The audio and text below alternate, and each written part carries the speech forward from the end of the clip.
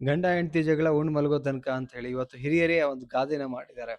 ಎಷ್ಟೋ ಜನ ಆ ಗಂಡ ಹೆಂಡತಿ ಆ ಜಗಳನ ಹಂಗೆ ಕ್ಯಾರಿ ಮಾಡ್ತಾ ಮಾಡ್ತಾ ಇವತ್ತು ಡಿವೋರ್ಸ್ಗಳಾಗಿ ಹೋಗಿದೆ.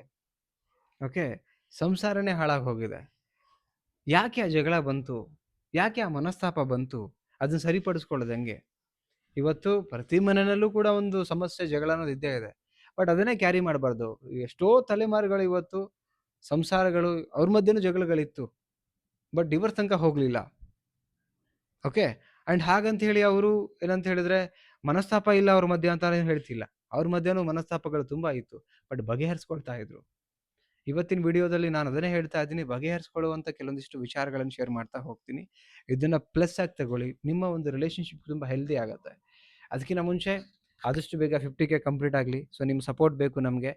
ಆ್ಯಂಡ್ ಕೌನ್ಸಿಲಿಂಗ್ ಬೇಕು, ನನ್ನ ಜೊತೆ ಮಾತಾಡಬೇಕು ಅಂತ ನಿಮಗೆ ಅನಿಸ್ತಾ ಇದ್ರೆ, ನಿಮ್ಮ ರಿಲೇಶನ್ಶಿಪ್ಪು, ಮ್ಯಾರೇಜ್ ರಿಲೇಶನ್ಶಿಪ್ ಆಗಿರ್ಬೋದು, ಲವ್ ಆಗಿರ್ಬೋದು, ಫ್ರೆಂಡ್ಶಿಪ್ ಆಗಿರ್ಬೋದು, ಕೆರಿಯರ್ ಆಗಿರ್ಬೋದು.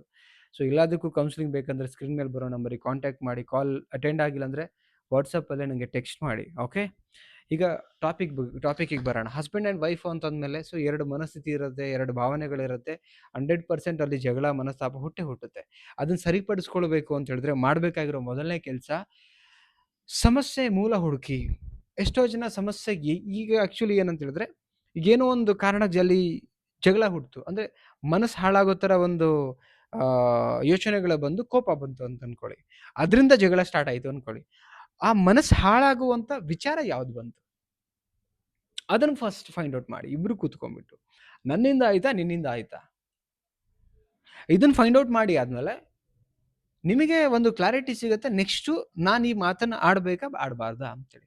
ಸಂಬಂಧ ಇಬ್ಬರಿಗೂ ಸಂಬಂಧಪಟ್ಟಿದ್ದು, ಇದು ನೆನಪಲ್ಲಿರಲಿ ನಿಮಗೆ. ಓಕೆ, ಸೊ ಸಮಸ್ಯೆಯ ಮೂಲ ಹುಡುಕಿದಾಗ ನಿಮಗೆ ಪರ್ಟಿಕ್ಯುಲರ್ ಆಗಿ ಇದಕ್ಕೆ ಏನು ಮಾಡಬೇಕು ಅಂತ ಗೊತ್ತಾಗುತ್ತೆ. ನಮಗೆ ಈ ಬ್ಲಡ್ ಟೆಸ್ಟ್ ಮಾಡ್ತಾರೆ ಹಾಸ್ಪಿಟಲಲ್ಲಿ ಹೋದರೆ. ಏನಕ್ಕೆ? ಪರ್ಟಿಕ್ಯುಲರ್ ಯಾವ ಡಿಸೀಸ್ ಇದು ಏನು ಆಗಿದೆ ಅಂತೇಳಿ. ಈಗ 1 ಸಲ 2 ಸಲ 3 ದಿನ ನಮಗೆ ಆಂಟಿಬಯೋಟಿಕ್ ಕೊಡ್ತಾರೆ, ಪ್ಯಾರಾಸಿಟಮಾಲ್ ಇಂಜೆಕ್ಷನ್ ಕೊಡ್ತಾರೆ, ಡೈಕ್ಲೋ ಕೊಡ್ತಾರೆ. ಆಫ್ಟರ್ ದಟ್ ಹಂಗೆ ಜ್ವರ ಇತ್ತು ಅಂತ ಹೇಳಿದ್ರೆ ಬ್ಲಡ್ ಟೆಸ್ಟ್ ಮಾಡ್ತಾರೆ. ಏನಕ್ಕೆ? ಮೂಲ ಹುಡುಕ್ಲಿಕ್ಕೆ, ಟ್ರೀಟ್ಮೆಂಟ್ ಮಾಡಲಿಕ್ಕೆ. ಆ್ಯಸ್ ಯೂಶ್ವಲ್ ನಿಮ್ಮದ್ದೇನು ಕೂಡ ಪ್ರಾಬ್ಲಮ್ ಬಂದಾಗ ಸಮಸ್ಯೆ ಮೂಲ ಕಂಡು ಹಿಡ್ಕೊಳ್ಳಿ. ಮೊದಲನೇ ಕೆಲಸ ಮಾಡಿ ಇದನ್ನು. ಆ್ಯಂಡ್ ಸೆಕೆಂಡ್ ಟಿಪ್ಸ್ ಏನು ಅಂತ ಹೇಳಿದ್ರೆ, ಹಿಂದೆ ನಡೆದೇ ಇದ್ದಿದ್ದು ಮತ್ತೆ ಕೆದಕ್ಬೇಡಿ. ನಾನು ಅದೇ ಹೇಳ್ತೀನಿ, ನೀವು ಮಾತಾಡ್ಲಿಕ್ಕೆ ಅಂತ ಕೂತಿರ್ತೀರಿ ಇಬ್ರು ಗಂಡ ಹೆಂಡತಿ. ಹಿಂದೆ ನಡೆದಿರೋದು, ನೆನ್ನೆ ನಡೆದಿರೋದು, ಹಂಗ್ ಮಾಡ್ದೆ, ನೀನ್ ಹಂಗ್ ಮಾಡ್ದೆ, ನೀನ್ ಹಂಗ್ ನಡ್ಕೋಬಾರ್ದಾಗಿತ್ತು, ಎತ್ತೆಣಿಸ್ಬಿಟ್ಟೆ, ಅದು ಮಾಡ್ದೆ, ಇದು ಏನಕ್ಕೆ? ಅದೆಲ್ಲ ಮುಗ್ದೋಗಿರೋ ದಿನ. ಇವತ್ತಿಗೆ ಇಬ್ರು ಇದ್ದೀರಾ ಇನ್ನು ಜೀವಂತ ಅಂದ್ಮೇಲೆ ಇವತ್ತು ನಾವಿಬ್ರು ಹೆಂಗಿರ್ಬೇಕು, ಏನೇನ್ ವಿಚಾರಗಳನ್ನ ತರಬಾರ್ದು, ಯಾವ್ಯಾವ ವಿಚಾರಗಳನ್ನ ತರಬೇಕು ಖುಷಿಯಾಗಿರೋದು, ಅದನ್ನ ಡಿಸ್ಕಷನ್ ಮಾಡಿ. ಎಷ್ಟೋ ಜನ ಹೆಂಗಿರ್ಬೇಕು, ಇವತ್ತು ಏನು ಬದುಕಬೇಕು ಅದನ್ನ ಮಾಡಲ್ಲ. ಡಿಸ್ಕಷನ್ ಮಾಡಬಾರ್ದಂತ ವಿಚಾರಗಳನ್ನ ಡಿಸ್ಕಷನ್ ಮಾಡ್ತಾರೆ. ಅಂದ್ರೆ ಹಿಂದೆ ಆಗಿರೋದನ್ನ ಮತ್ತು ಮಾತಾಡ್ತಾರೆ. ನೆಗೆಟಿವ್ ತಪ್ಪು ನಡೆದೋಗಿರೋದ್ರೆ ಮಾತಾಡ್ತಾರೆ. ತಪ್ಪು ಆಗಬಾರ್ದು ವಿಚಾರಗಳನ್ನ ಮಾತಾಡೋಕೆ ಶುರು ಮಾಡಿ, ಸರಿ ಹೋಗ್ತೀರಿ. ಓಕೆ, ಆ್ಯಂಡ್ ಥರ್ಡ್ ಪಾಯಿಂಟ್ ಏನಂತ ಹೇಳಿದ್ರೆ, ಇಬ್ರು ಮತ್ತೆ ಆ ಕ್ಷಣದಿಂದ ಅರ್ಥ ಮಾಡ್ಕೊಳ್ಳೋಕೆ ಶುರು ಮಾಡಿ. ಈಗ ನೆನ್ನೆ ನಡೆದೋಗಿರ್ತಕ್ಕಂಥ ಎಲ್ಲಾ ಪ್ರಾಬ್ಲಮ್ಸನ್ನು ಕಟ್ಬಿಟ್ಟು ಆಚೆ ಎಸಿರಿ. ಇವತ್ತಿಗೆ ಅವರನ್ನು ಅರ್ಥ ಮಾಡ್ಕೊಳ್ಳಿ. ನಿನ್ನ ಪ್ರಕಾರ ನಾನು ಹೆಂಗಿರ್ಬೇಕು ಈ ಮನೆಯಲ್ಲಿ ಹೇಳು, ಹಂಗೆ ಇರ್ತೀನಿ. ಅದನ್ನ ಖುಷಿಯಾಗಿ ನೀವು ಒಪ್ಕೊಳ್ಳಿ, ಖುಷಿಯಾಗಿ ಕೇಳಿ. ಅದನ್ನ ಒಪ್ಕೊಳ್ಳೋಕ್ಕೂ ಹಂಗಿರ್ಬೇಕು, ಕೇಳೋಕ್ಕೂ ಹಂಗೆ ಇರಬೇಕು, ನಡ್ಕೊಳ್ಳೋಕ್ಕೂ ಹಂಗೆ ಇರಬೇಕು. ಆಗೇನಾಗತ್ತೆ, ಹಿಂದಿಂದೆಲ್ಲ ಏನು ಇವತ್ತು ಹೊಸ ದಿನ ಫ್ರೆಶ್ ಆಗಿದ್ದೀವಿ, ಹಂಗೆ ಅದೇ ಮನಸ್ಸಲ್ಲಿ ಇಟ್ಕೊಂಡು ನೀವು ಅದೇ ದೃಷ್ಟಿಯಿಂದ ನೋಡಿದಾಗ ಅವ್ರು ಮಾಡೋ ಒಳ್ಳೆ ಕೆಲಸ ನಿಮಗೆ ಕೆಟ್ಟದ್ದು ಕಾಣುತ್ತೆ. ಸೊ ನಾನು ಹಾಗಿರ್ಬೇಕಾದ್ರೆ ನಾನು ಹೇಳ್ತಾ ಇರೋದೇನಂತ ಹೇಳಿದ್ರೆ, ಇವತ್ತಿಗೆ ಅರ್ಥ ಮಾಡ್ಕೊಳ್ಳಿ, ನನ್ನ ಗಂಡನಿಗೆ ನಾನು ಹೆಂಗಿರ್ಬೇಕು, ನನ್ನ ಗಂಡನ ಇಷ್ಟ ಕಷ್ಟಗಳು ಹೆಂಗಿದೆ, ಹೆಂಡತಿ ಇಷ್ಟ ಕಷ್ಟಗಳು ಹೆಂಗಿದೆ, ಹೆಂಗಿರ್ಬೇಕು, ಇವತ್ತಿಗೆ ಯೋಚನೆ ಮಾಡೋಣ. ಇದನ್ನು ಅಪ್ಲೈ ಮಾಡ್ಕೊಳ್ಳಿ. ಆ್ಯಂಡ್ ದ ನೆಕ್ಸ್ಟ್ ಪಾಯಿಂಟ್ ಏನಂತ ಹೇಳಿದ್ರೆ, ಮೂರನೇ ವ್ಯಕ್ತಿಗೋಸ್ಕರ ಜಗಳ ಮಾಡೋದನ್ನ ಬಿಡಿ. ಎಷ್ಟೋ ಜನ ಮೂರನೇ ವ್ಯಕ್ತಿ ಯಾರೋ ಹೇಳ್ಕೊಟ್ಬಿಟ್ರು, ಗಂಡ ಸರಿ ಇಲ್ಲ ಅಥವಾ ನಿನ್ನ ಹೆಂಡತಿ ಸರಿ, ಅದನ್ನ ತಗೊಂಡ್ಬಿಟ್ಟು ಜಗಳ ಮಾಡೋದು. ಏನಕ್ಕೆ? ಮೂರನೇ ವ್ಯಕ್ತಿಗಳು ನೀವು ಚೆನ್ನಾಗಿರೋದು ನೋಡಿಕೊಂಡು ಸಹಿಸ್ಕೊಳ್ಳೋಕ್ಕಾಗದೆ ಹೇಳಿರ್ಬೋದು, ವಾಟ್ ಎವರ್ ಏನೋ ಹೇಳಿರ್ಬೋದು.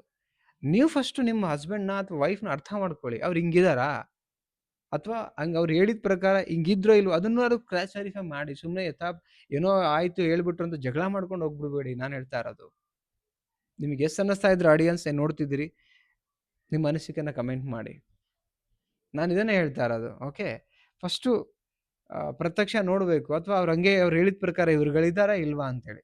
And next and last point ಏನಂತ ಹೇಳಿದ್ರೆ, ನಂಬಿಕೆಯಿಂದ ಇರಿ. It's very important. ಈಗ ಇವತ್ತು ಮಾತಾಡ್ಬಿಟ್ಟು ಒಬ್ರಿಗೊಬ್ರಿಗೆ ನಂಬಿಕೆ ಬಂತು, ನೆಕ್ಸ್ಟು ಎಲ್ಲೋ ಹೋಗ್ಬಿಟ್ಟು ಸುಳ್ಳು ಹೇಳೋದು, ಪ್ರಾಮಿಸ್ ಮಾಡಿರೋ ಥರ ನಡ್ಕೊಳ್ದೇ ಇರೋದು, ಅವರ ಇಷ್ಟ ಹೇಳ್ಕೊಂಡಿರ್ತಾರೆ ಹಿಂಗಿರು ಅಂತ, ಅದ್ರ ವಿರುದ್ಧವಾಗಿ ನಡ್ಕೊಳ್ಳೋದು ಮಾಡಿದಾಗ ಮತ್ತೆ ನಂಬಿಕೆ ಬ್ರೇಕ್ ಆಗ್ತಾ ಬರುತ್ತೆ. ಆವಾಗ ಏನಾಗುತ್ತೆ, ಯಾವ ಮನಸ್ತಾಪ ಬರಬಾರ್ದು ಅನ್ಕೊಂಡು ಇಷ್ಟೆಲ್ಲ ಕೂತ್ಕೊಂಡು ಪಂಚಾಯತಿ ಮಾಡ್ಕೊಳ್ತಾ ಇದ್ರು, ಅದೆಲ್ಲ ಹಾಳಾಗಿ ಹೋಗುತ್ತೆ. ಓಕೆ, ಐ ಥಿಂಕ್ ಅರ್ಥ ಆಗಿದೆ ಅಂತ ಅನ್ಕೊಂಡಿದ್ದೀನಿ. ಈ ಪಾಯಿಂಟ್ಗಳು ಇಷ್ಟ ಆಗಿದ್ರೆ ಲೈಕ್ ಮಾಡಿ ಫಸ್ಟು. ಆ್ಯಂಡ್ ಸೆಕೆಂಡ್ ಥಿಂಗ್ಸ್ ಏನಂತ ಹೇಳಿದ್ರೆ, ಎಲ್ರಿಗೂ ಶೇರ್ ಮಾಡಿ, ರೀಚ್ ಆಗಲಿ ವಿಚಾರಗಳು. ಎಷ್ಟೋ ಜನ ಹಸ್ಬೆಂಡ್ ಆ್ಯಂಡ್ ವೈಫ್ ರಿಲೇಷನ್ಶಿಪ್ಗಳು ಸರಿ ಇಲ್ಲ, ಬಿಕಾಸ್ ಎವ್ರಿ ಡೇ ಕೌನ್ಸಿಲಿಂಗ್ ಮಾಡ್ತಾ ಇದ್ದೀನಿ. ಆ್ಯಂಡ್ ಸಬ್ಸ್ಕ್ರೈಬ್ ಮಾಡದೆ ನೋಡ್ತಿದ್ರೆ ಸಬ್ಸ್ಕ್ರೈಬ್ ಮಾಡಿ, ಇದೇ ಥರದ ವಿಡಿಯೋಗಳು ಬರುತ್ತೆ. ಆ್ಯಂಡ್ ಕೌನ್ಸಿಲಿಂಗ್ ಬೇಕಾ ಕಾಂಟ್ಯಾಕ್ಟ್ ಮಾಡಿ, ಮತ್ತೊಂದು ಟಾಪಿಕಲ್ಲಿ ಸಿಗ್ತೀನಿ. Thank you so much. Bye.